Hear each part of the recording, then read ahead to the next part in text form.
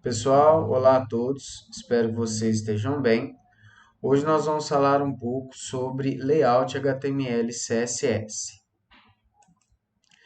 E dentro desse conteúdo de layout HTML e CSS, nós vamos falar também sobre os assuntos de tipos de seletores ID e class, que nós já falamos em aulas anteriores, e vamos falar também rapidamente de heranças de seletores.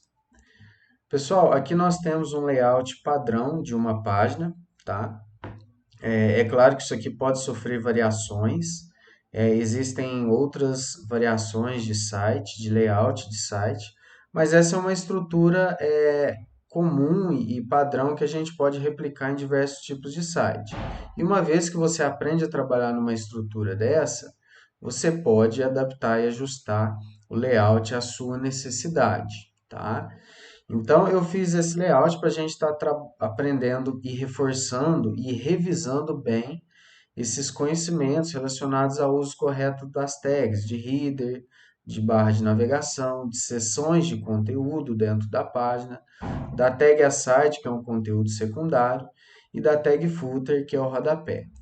Então, aqui só para vocês visualizarem, eu tenho essa parte superior, que é o cabeçalho, que é representado pela tag header, e dentro dele eu posso ter a barra de navegação. Alguns desenvolvedores colocam a barra de navegação fora da tag header. Também fica correto, tá? Mas eu particularmente gosto de colocar a barra de navegação dentro do cabeçalho da página, tá?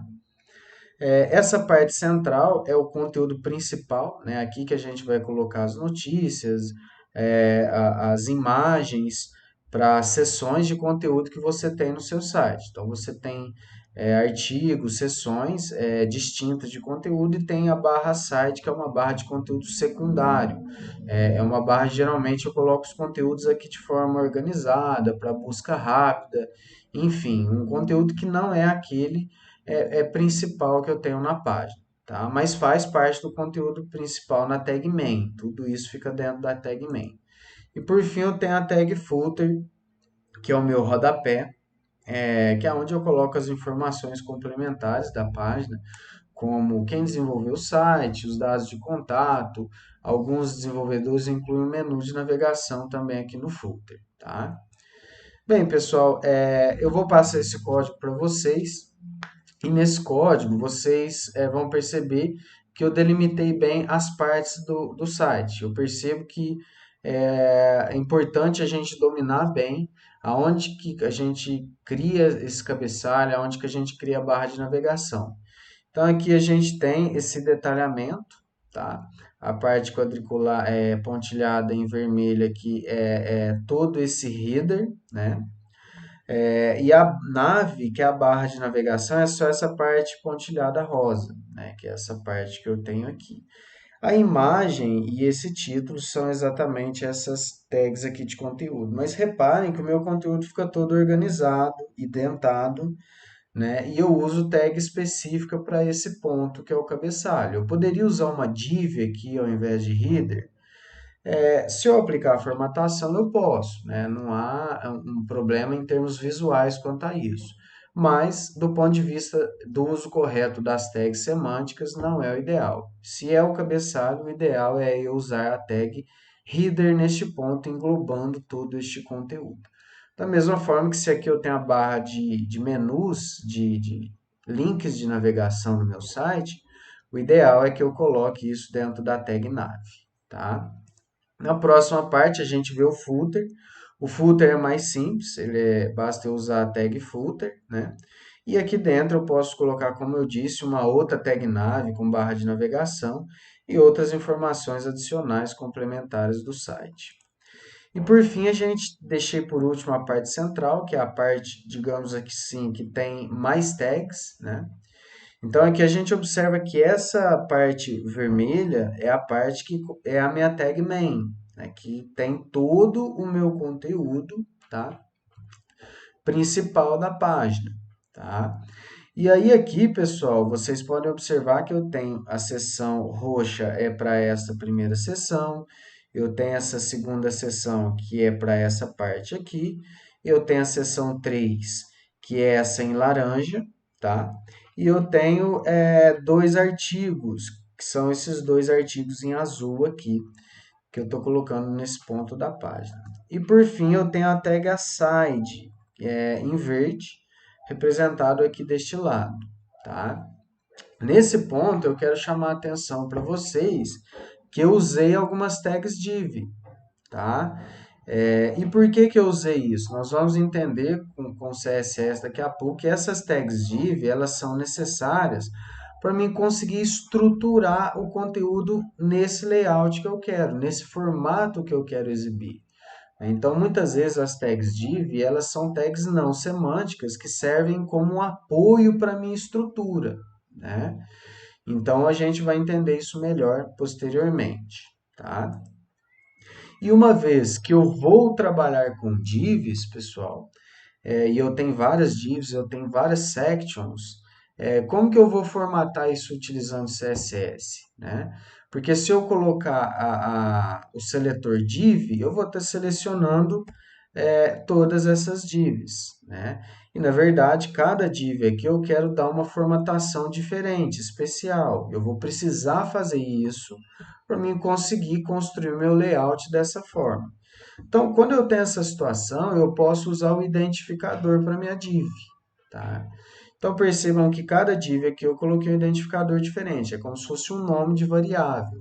E aí eu devo utilizar aqui as mesmas regras de criação de nomes de variáveis. Não posso pôr um caractere especial, não posso pôr um acento, tá? Então, aqui fica div main, que é a minha primeira div, a div main 2, a div main 3 e a div main 4. São todas divs auxiliares. E da mesma forma eu fiz para a seção. Coloquei CK1 para essa primeira section, CK2 para essa section e CK3 para essa section, tá? E aí, quando eu vou selecionar, por exemplo, a minha CK1, que é essa tag aqui, eu não utilizo mais a tag section, eu utilizo o ID dela. E para mim utilizar o ID, eu uso o cerquinha, o hashtag, tá? E aí eu uso o hashtag CK1 e dessa forma eu vou estar selecionando essa seção aqui, esse elemento HTML do meu código, tá? E é interessante a gente saber que o ID não pode se repetir. Então, se eu tenho uma seção com esse ID, não posso ter mais nenhuma com este ID, tá? Já o class, pessoal, ele tem um comportamento semelhante ao do ID, tá? Só que eu utilizo, ao invés de eu utilizar a palavra ID, eu utilizo o class. E a grande diferença dele para o ID é que ele pode se repetir, tá? Então, vejamos uma situação onde eu tenho aqui tags li e eu, de alguma forma, não posso utilizar o seletor li para não dar conflito com outro elemento li que eu tenha em outra parte da página. Então, eu quero formatar aqui utilizando a class. Basta eu utilizar pontinho. Então, pontinho, o nome da classe, que é menu, e eu coloco a formatação. Dessa forma, eu vou estar formatando essa classe e todos esses elementos que tem essa classe vão pegar essa formatação que eu defini aqui. Então, basicamente, a grande diferença é que o class eu posso atribuir a mesma classe a vários elementos. Já o ID não, o ID ele é único para cada elemento, tá? E por fim, a gente fala de herança de seletores, é um conceito simples de entender. Basicamente, imagine uma situação onde eu crio uma formatação para tag P de parágrafo com esse tamanho de fonte e com esse estilo itálico, né? Font style italic. Se eu criar um segundo parágrafo e nesse segundo parágrafo eu colocar a classe news, o que acontece nesse segundo parágrafo é que ele vai pegar essa formatação do P e vai juntar com a formatação que eu defini no pnews, né? Porque ele junta, ele faz uma herança de propriedades de formatação CSS. Então, é a mesma coisa dele unificar, né? Na verdade, aquele meu parágrafo P, ele vai estar tanto pegando a formatação do P, quanto a formatação da classe news, tá? Bem, pessoal, esse era o conteúdo da aula, tá? Eu vou disponibilizar um código-fonte para vocês e mais uma parte explicativa desse código-fonte. Agradeço a todos pela atenção e até a próxima.